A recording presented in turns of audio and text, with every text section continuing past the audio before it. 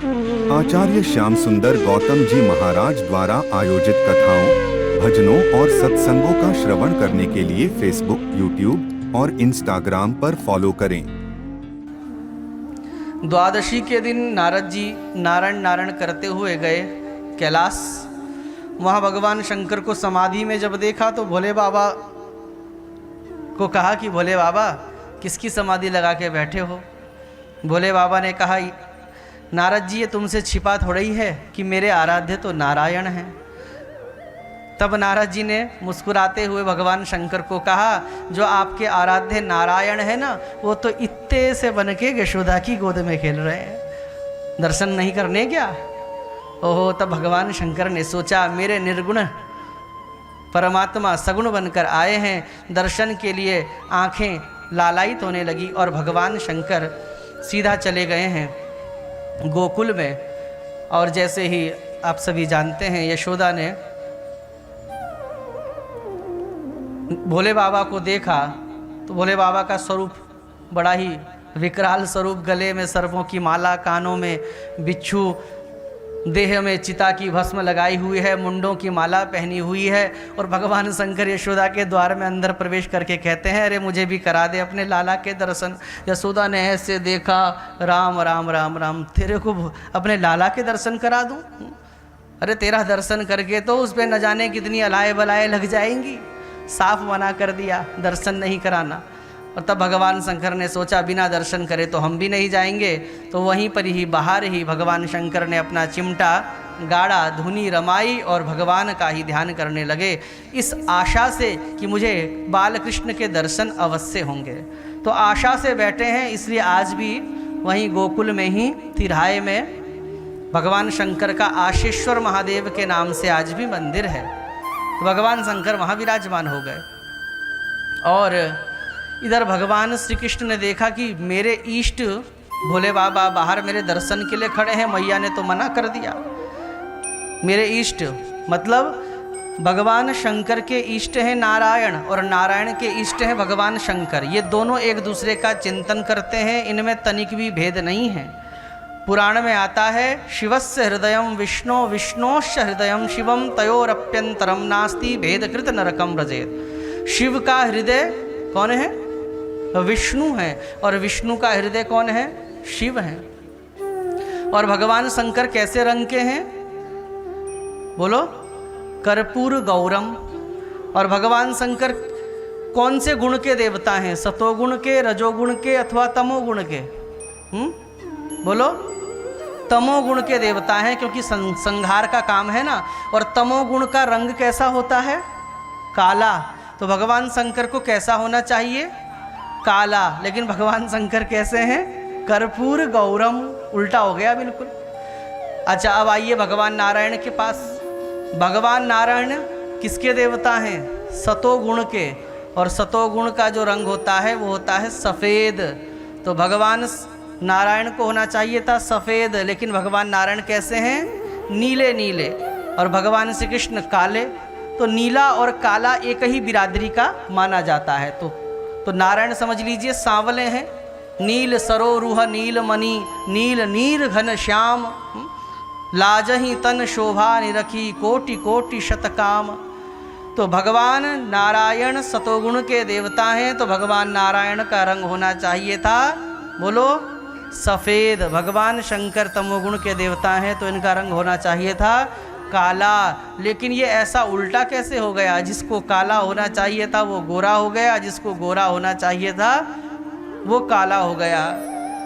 तो विद्वानों ने बताया कि देखो, शंकर जी पहले तो काले ही थे और नारायण पहले गोरे ही थे, लेकिन ये रात दिन एक दूसरे का चिंतन करते हैं ना, एक दूसरे में इतने तल्लीन हो जाते हैं, समाधि में खो जाते हैं कि इनका शरीर का आभास ये भूल जाते हैं और एक दूसरे का चिंतन करते करते करते एक दूसरे का रंग इन पे चढ़ गया। शंकर जी का रंग नारायण पे चढ़ गया और नारायण का रंग शंकर जी पर चढ़ गया। तो ऐसे आप प्रेमी हैं ये दोनों, एक दूसरे के पूजक भी हैं और एक दूसरे के पूज्य भी हैं। भगवान शंकर पुजारी बनते हैं तो नारायण पूज्य बन जाते हैं, और नारायण जब पुजारी बनते हैं तो ये पूज्य बन जाते हैं। मतलब आप एक सुंदर दर्शन कर सकते हैं कि मानो नारायण के मंदिर में भगवान विग्रह में विराजमान है, पूज्य के रूप में विराजमान है, और शंकर जी उनकी आरती कर रहे हैं। और शंकर जी अगर पूज्य के रूप में विराजमान है तो नारायण उनकी आरती कर रहे हैं। तो कहने का तात्पर्य एक दूसरे के पूज्य भी हैं और एक दूसरे के पुजारी भी हैं। और इन दोनों का ना संबंध ऐसा गहरा है, प्रेम इतना लिखा है ना। विष्णु भक्तों में जानते हो सबसे पहला नंबर किसका आता है? विष्णु भक्तों में सबसे पहला नंबर भगवान शंकर का। भागवत के ही 12 स्कंद में आता है, वैष्णवानाम यथा शंभु। वैष्णव जो विष्णु के भक्त होते हैं उनको क्या कहते हैं? वैष्णव कहते हैं। तो बोले वैष्णवानाम यथा शंभु, वैष्णवों में सबसे श्रेष्ठ शंभु हैं। बोले जैसे नदियों में गंगा श्रेष्ठ है, ऐसे ही वैष्णवों में भगवान शंकर सबसे अग्रणी हैं विष्णु भक्तों में। और ऐसे ही जो शिव के भक्त होते हैं उनको शैव कहते हैं। क्या कहते हैं? शैव कहते हैं। तो शैवों में नंबर 1 कौन है? भगवान नारायण। शिव भक्तों में सबसे पहला नंबर भगवान नारायण का आता है। अच्छा, केवल ये कागजी कार्रवाई में नहीं है, ये प्रत्यक्ष देखा भी जाता है। ऐसा नहीं कि कागज में लिखा है, नहीं। देखो, भगवान नारायण जब राम बनकर आए और सती ने जब सीता का रूप धारण कर लिया, और जब भगवान शंकर को पता चला कि मेरी अर्धांगिनी सती ने सीता का रूप धारण किया, तो सीता तो मेरी माँ है, मेरे इष्ट की पत्नी है, तो मेरे इष्ट की पत्नी का रूप धारण किया, अब मैं इसका स्पर्श कैसे कर सकता हूँ? मेरी माँ का रूप धारण किया तो अपनी पत्नी को कौन त्याग सकता है? लेकिन अपने आराध्य के लिए इन्होंने अपनी सती तक का त्याग कर दिया कि जिसने सीता का रूप बनाया हो, अब उसको मैं वामांगनी नहीं बना सकता। और फिर भूमिका बनी और सती का कनखल में देह त्याग हुआ। और जब वो सती पुनः हिमाचल की कन्या पार्वती के रूप में उत्पन्न हुई, तब जाकर पुनः भगवान ने स्वीकार किया है। तो अपने इष्ट के लिए अपनी पत्नी तक का त्याग भगवान शंकर ने कर लिया।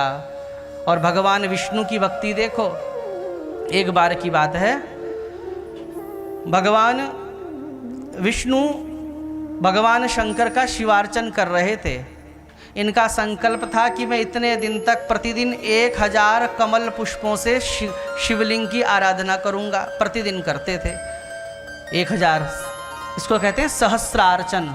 संस्कृत में 1000 को सहस्र कहते हैं, इसको सहस्रार्चन कहते हैं। मतलब एक एक नाम भगवान का लेते रहो, एक कमल चढ़ाते रहो, एक एक नाम लेते रहो, एक कमल चढ़ाते रहो।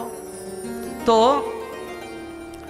भगवान नारायण प्रतिदिन शिवार्चन करते थे। एक दिन भगवान शंकर ने सोचा मैं भी ज़रा परीक्षा लेता हूँ इनकी, और क्योंकि मेरे को तो सर्टिफिकेट मिल गया कि मैं सब अपनी पत्नी का भी त्याग करके नंबर 1 वैष्णव बन गया, लेकिन ये मेरे कितने प्रेमी हैं।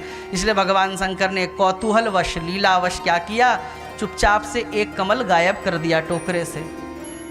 अब भगवान नारायण पूजा कर रहे हैं, शिवाय नमः, एक कमल चढ़ाया, नागेंद्रहाराय नमः, नीलकंठाय नमः, विमलेश्वराय नमः, दक्षेश्वराय नमः, बिल्वकेश्वराय नमः, केदारेश्वराय नमः। ऐसे करते करते करते करते 999 नाम से 999 फूल चढ़ा दिए। और जैसे ही टोकरे में हाथ डाला तो एक फूल गायब, अब एक नाम रह गया। अगर अब उठ के जाते हैं तो पूजा खंडित हो जाएगी, पूरी पूजा का फल प्राप्त नहीं होगा। अब क्या करें, उठ सकते नहीं, और एक नाम रह गया। तब भगवान नारायण ने सोचा कि मेरे भक्त जब मेरी पूजा करते हैं, उपासना करते हैं, और प्रेम से मुझे क्या कहते हैं, प्रभु आपके हस्त कमल, आपके हाथ तो कैसे हैं, कमल के जैसे हैं। कहते हैं मेरे भक्त प्रभु आपके चरण कमल, आपके चरण तो कमल के जैसे सुंदर हैं। और फिर ऐसा कहते कहते क्या कहते हैं, प्रभु आपका मुख कमल। और ऐसा भी भक्त कहते हैं प्रभु आपके नेत्र कमल, आपके नेत्र तो कमल की तरह हैं। इसलिए भगवान नारायण ने तुरंत अस्त्र से अपने एक आँख को बाहर निकाल दिया, हाथ में लेकर जैसे ही शंकर जी को चढ़ाने लगे, भगवान शंकर ने कहा बस बस बस बस, आपको भी सर्टिफिकेट मिल गया। और दोनों हृदय से हृदय लगाकर मिले हैं। तो ऐसे ये एक दूसरे के आराध्य हैं। तो इसलिए भगवान शंकर ही कृष्ण दर्शन के लिए लालायित नहीं है, छोटे से लाला भी सोच रहे हैं मैया ने तो मना कर दिया, ओहो मुझे भी तो अपने भोले बाबा के दर्शन करने हैं। फिर मन में सोचने लगे भोले बाबा तो हैं ही भोले भाले, ये तो सीधे साधे हैं, नौटंकी बाज तो मैं ही पैदा हुआ हूँ, इसलिए कुछ नौटंकी मुझे ही करनी पड़ेगी, कुछ लीला मुझे ही करनी पड़ेगी दर्शन के लिए। तब कन्हैया ने अपनी माँ यशोदा की गोद में खूब जोर जोर से रोना चालू किया। ओहो, यशोदा ने कहा लाला क्यों रो रहा है, ओहो अवश्यमेव इसको पयःपान करना है, तो अपना पयःपान कराने लगी, दुग्धपान कराने लगी। लाला ने दुग्धपान किया ही नहीं, फिर भी रो रहे हैं। यशोदा को लगा क्या हो गया, फिर सोचने लगी ओहो हो सकता है कान में दर्द हो रहा होगा, तो तुरंत दौड़ते हुए गई रसोई में और सरसों का तेल लेकर एक पात्र में रखा और उसको अंगारे के ऊपर रखकर थोड़ा सा गुनगुना कर दिया, और फिर गुनगुना सरसों का तेल मेरे कन्हैया की कान में ऐसे डाल के ऐसे ऐसे थोड़ा हिला दिया, सोचा आराम मिलेगा। लेकिन कन्हैया तो अभी भी रो रहे हैं। अब पैदा हुआ बच्चा कुछ बोल थोड़ा ही सकता है, माँ को जो समझ आता है अपने हिसाब से करती है माँ, वो कुछ बोल थोड़ा ही सकता है कष्ट क्या है। अब तो यशोदा को लगा ओहो हो सकता है रात को एक ही करवट में सो गया होगा, कोई हाथ वाथ दब गया। तो यशोदा मैया कन्हैया के ऐसे हाथ दबाने लगी, पाँव दबाने लगी, लेकिन लाला तो अभी भी चुप नहीं होता। और अब जब माताओं आधा घंटा लगातार रोते रोते हो गया, कल्पना कीजिए अगर आपका कोई बच्चा कितना भी जतन कर लें और आधा घंटे तक लगातार रोता रहे तो आप भी भयभीत हो जाएंगे। और वो माँ यशोदा है जिसको इतने वर्षों के बाद 60 वर्ष की आयु में लाला पैदा हुआ है, क्या स्थिति हुई होगी। यशोदा के तो हाथ पांव फूल गए, बड़ी घबराने लगी, पसीना से लथपथ हो गई, क्या हुआ क्या हुआ क्या हुआ।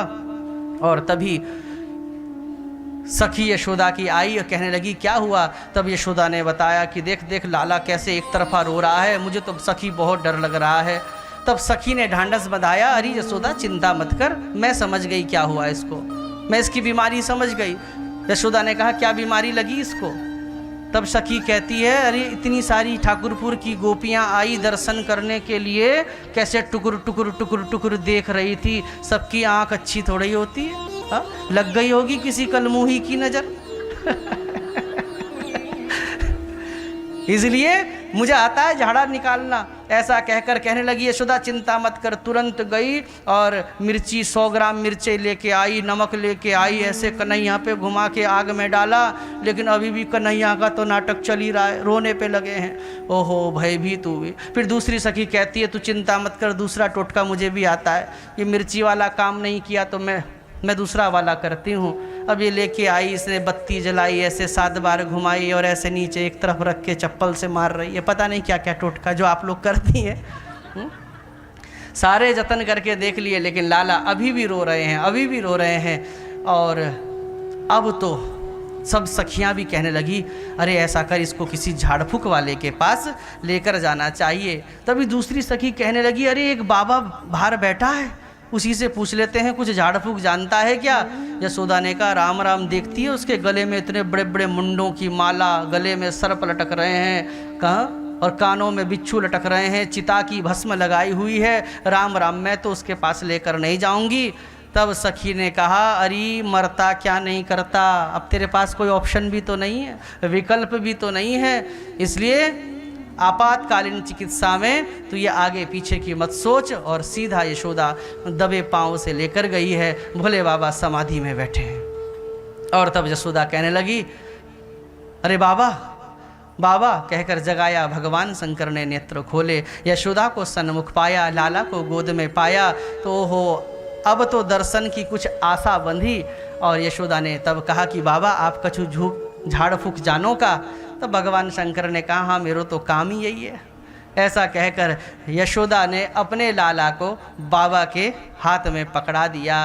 जैसे ही बाबा के हाथ में कन्हैया आए, कन्हैया को इतना आनंद हुआ, गोद में कन्हैया है, कन्हैया ऐसे ठाक भोले बाबा का दर्शन कर रहे हैं और भोले बाबा लाला का दर्शन कर रहे हैं। आंखें चार हुई, चारों नेत्र आपस में टकराए, खूब आनंद हुआ, खूब रूप माधुर्य का रस नेत्रों से पान किया है। और अब तो जैसे ही भोले बाबा का दर्शन किया ठाकुर जी ने, तो ठाकुर जी को भी इतना आनंद हुआ, खिल खिल खिल खिल खिल खिल करके ठाकुर जी हंसने लगे। और यशोदा सोचने लगी, राम राम, अभी तो इस बाबा ने अपने झोले ते भभूत भी ना निकालो, केवल हाथ पे ही लियो और हाथ पे ही लेके ही ये तो हंसबे लगो। ओहो, ये बाबा तो बड़ो चमत्कारी है भैया। बड़ी प्रसन्न हुई यशोदा।